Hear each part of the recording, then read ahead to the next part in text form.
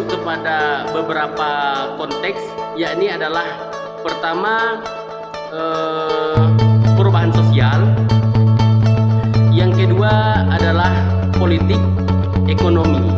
Nah, jadi teman-teman, ternyata ketidaksetaraan ini tidak hanya lahir di dalam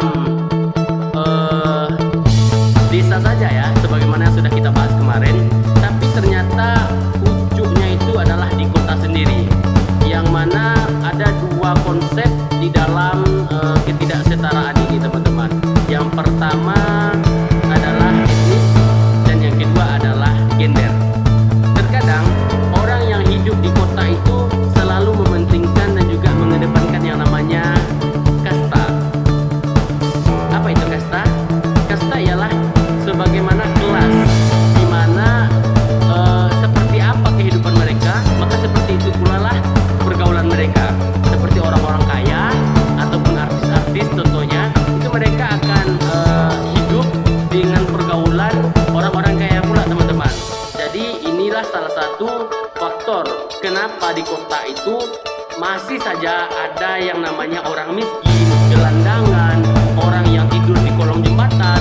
Ini karena tidak adanya karena kurangnya toleransi dan juga sosial tadi di kota teman-teman, sehingga makanya ketidaksetaraan ini sangat banyak sekali di kota akibat gender dan pekerjaan ini. Itulah ya, kenapa kota itu juga termasuk tempat yang dimananya keadilan harus selalu ditegakkan. Oke, itu yang pertama. Dan yang kedua adalah imigrasi. Imigrasi selalu merujuk kepada perpindahan individu atau kelompok dari satu tempat ke tempat baru. Ini dinamakan dengan imigrasi. Dan yang kita menjadi pembahasan kali ini adalah perpindahan antara penduduk suatu tempat, apakah itu desa, apakah itu nagari, menuju sebuah wilayah yang lebih berkembang, yang lebih berkelas, yang kita sebut dengan kota. Jadi masyarakat yang pindah ataupun warga yang pindah dari desa ke kota itu akan memengaruhi beberapa konsep. Yang pertama adalah ekonomi, yang kedua adalah sosial, dan yang ketiga adalah budaya. Ini tiga bidang yang sangat dipengaruhi oleh akibat adanya imigrasi. Yang pertama, ekonomi. Dengan berpindahnya masyarakat desa ke kota, maka secara tidak langsung penduduk yang ada di kota akan semakin padat, sehingga lapangan perumahan itu akan semakin sedikit dan semakin sempit. Begitupun dengan lapangan pekerjaan akan semakin sedikit karena banyaknya penduduk yang masuk, sehingga timbullah beberapa konflik yang dapat mengakibatkan sesuatu hal terjadi. Inilah yang pertama, ekonomi. Dan yang kedua adalah sosial. dengan masyarakat itu selalu mengedepankan yang namanya emergency, yang mengedepankan kasta, sehingga mereka lupa bahwasanya hidup mereka itu berasal dari mana. Orang kaya belum tentu langsung kaya, pasti mereka melalui yang namanya fase menuju orang kaya. Tapi itulah yang terkadang ketika orang kota itu sudah kaya, mereka lupa akan sifat mutualisme tadi, bahwasanya manusia itu pasti saling membutuhkan, harus adanya sifat sosial. Dan kemudian yang ketiga adalah budaya. Sebagaimana kita masyarakat Minangkabau selalu mengedepankan yang namanya budaya ataupun adat, cobalah kita lihat. Kita ambil dari sudut pandang yang lain atau dari kacamata yang lain, itu banyak ketika anak ranah Minang itu melakukan imigrasi ke kota, pasti gaya hidup, pola hidup, budaya mereka pasti akan berubah karena lingkungan dan pergaulan. Maka inilah 3 konsep ataupun 3 hal yang sangat mempengaruhi dengan adanya atau dengan terjadinya imigrasi. Halo guys, di sini saya akan menjelaskan apa itu ras dan etnis. Menurut banyak orang, etnis dan ras itu sama-sama.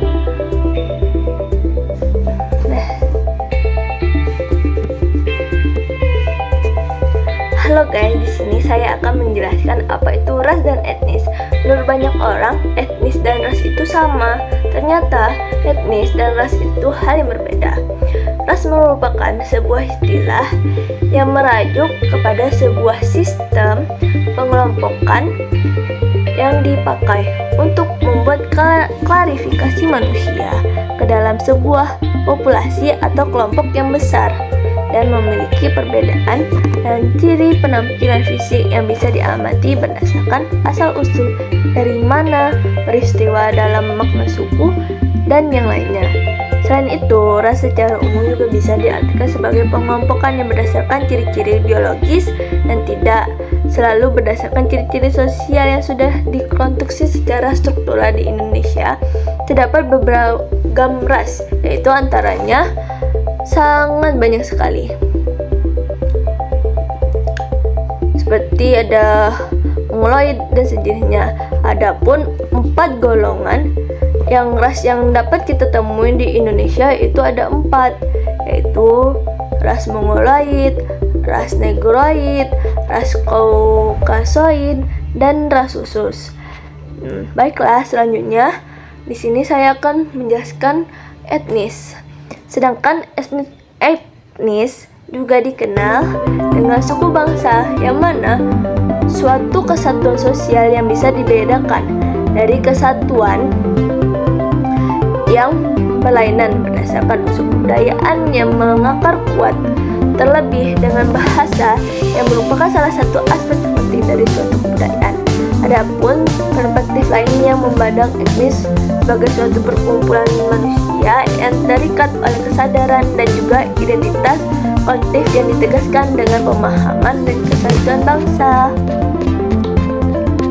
Adapun etnis adalah sistem sosial penggolongan manusia yang didasarkan kepada sistem kepercayaan yang sudah diyakini mengimplementasikan nilai-nilai yang ada di masyarakat, pemahaman akan keberadaan budaya, penguatan adat istiadat yang dikontribusikan. Dan menurut Kamus Besar Bahasa Indonesia (KBBI), istilah etnis juga mempunyai makna sebagai sebuah kelompok sosial masyarakat yang berasal di dalam sebuah sistem sosial atau kebudayaan yang menjadi pedoman kelompok sosial, dan juga kependudukan tertentu yang berdasar pada faktor genetik, adat atau tradisi, agama, sistem bahasa, dan lainnya. Berdasarkan bahasa, arti segregasi adalah praktik atau kebijakan pemisahan kelompok orang berdasarkan agama, suku, dan lain-lainnya. Seperti adapun contoh dasar segregasi dalam konteks pemisahan yaitu segregasi agama dan segregasi atas perempuan dan laki-laki. Arti segregasi lebih jauh dapat bermakna bermacam-macam saat digunakan pada bidang ilmu dan konteks berbeda.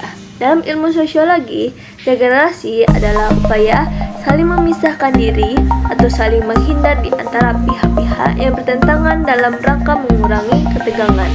Segregasi dalam konteks ini merupakan bagian dari akomodasi, yaitu bentuk interaksi sosial berupa proses orang atau kelompok menyesuaikan diri untuk mengatasi ketegangan atau konflik. Contoh segregasi dalam konteks akomodasi yaitu segregasi saat ada demonstrasi antara dua kubu yang berlawanan. Dan selanjutnya yaitu kita akan membahas tentang enclave. Enclave dalam kamus bahasa Indonesia KBBI adalah negara atau bagian negara yang dikelilingi oleh wilayah suatu negara lain atau daerah budaya yang terdapat di dalam wilayah budaya lain. Demikian, enclave pada dasarnya adalah wilayah suatu negara yang berbeda sepenuhnya di dalam wilayah negara lainnya. Enclave bisa pula timbul karena berbagai alasan sejarah, politis, atau geografis. Sebuah negara enclave harus menyelesaikan berbagai masalah seperti alamat surat, aliran listrik, dan hak intasan dengan negara tetangga agar penduduk kedua negara dapat hidup tentram. Umumnya enclave dan adapun enclave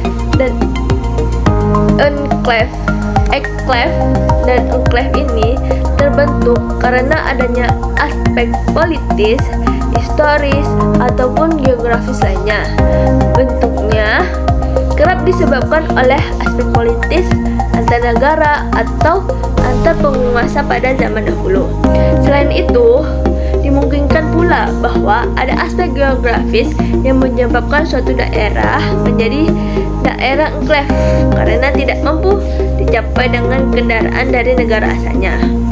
Nah, di sini saya akan membahas materi selanjutnya yaitu tentang urban planning. Urban planning terdiri dari dua kata yaitu urban dan planning. Urban bukan hanya tentang fisik sebuah kota, namun segala hal yang terjadi di dalam kota, serta hal-hal yang menghubungkan antara segala hal di kota dan sekitarnya. Secara umum, planning berarti merencanakan. Planning dalam konteks urban secara spesifik yang menyangkut hal-hal yang direncanakan dalam kota dan berkaitan dengan tujuan kota, kebijakan, dan prosedur untuk unit sosial atau ekonomi. Nah, dapat disimpulkan bahwa urban planning merupakan salah satu kegiatan perencanaan dan desain dari ruang urban dan aktivitasnya. Perencanaan urban meliputi rencana masa kini dan masa depan. Urban planning atau perencanaan urban merupakan induk dari semua perencanaan. Hal-hal yang direncanakan dalam perencanaan urban antara lain yang pertama itu ada perencanaan fisik. Perencanaan fisik merupakan perencanaan urban yang terlihat. Perencanaan fisik melibatkan tata letak ruangan, sebuah kota, objek, fungsi, serta aktivitas. Nah, selanjutnya itu yang kedua ada perencanaan lingkungan. Perencanaan urban juga harus memperhatikan kondisi lingkungan dalam perencanaannya. Dalam perencanaan ini, pihak yang dilibatkan bukan hanya dari kalangan arsitek dan teknik sipil saja, tetapi juga melibatkan pihak seperti ahli biologi, ahli lingkungan, ahli botani, dan segala hal yang berhubungan dengan pengetahuan alam. Tantangan yang dituju dari perencanaan lingkungan adalah menciptakan pemukiman yang harmoni yang dapat menyatu dengan alam dan memberikan kehidupan yang sehat bagi masyarakatnya.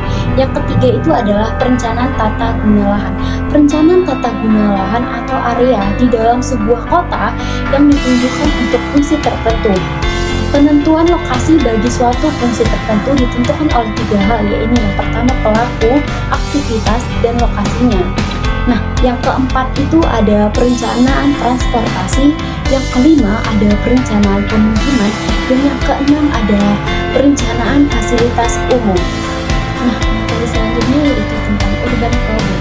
Urban problem atau permasalahan merujuk pada berbagai tantangan dan masalah yang muncul akibat pertumbuhan dan perkembangan perkotaan.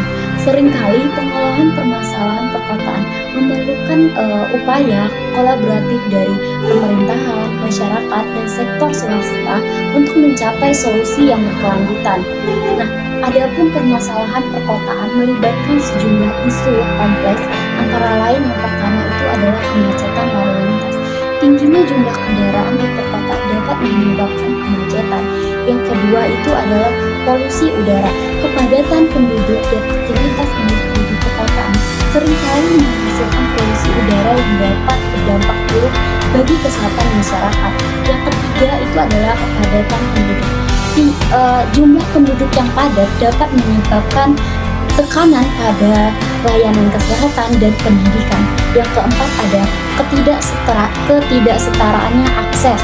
Beberapa wilayah perkotaan mungkin mengalami ketidaksetaraan akses terhadap fasilitas pendidikan, kesehatan, dan pekerjaan. Yang kelima, itu tuh ada kekurangan ruang terbuka. Nah, yang keenam, krisis perumahan. Harga perumahan yang tinggi dan ketersediaan perumahan yang terbatas dapat menyebabkan krisis perumahan di beberapa kota. Yang ketujuh itu adalah krisis sampah. Pengelolaan sampah yang tidak efektif dapat menghasilkan pencemaran lingkungan dan masalah kesehatan. Yang kedelapan, ada ketidaksetaraan sosial dan ekonomi. Beberapa kelompok masyarakat di perkotaan mungkin menghadapi ketidaksetaraan sosial dan ekonomi yang signifikan. Sekian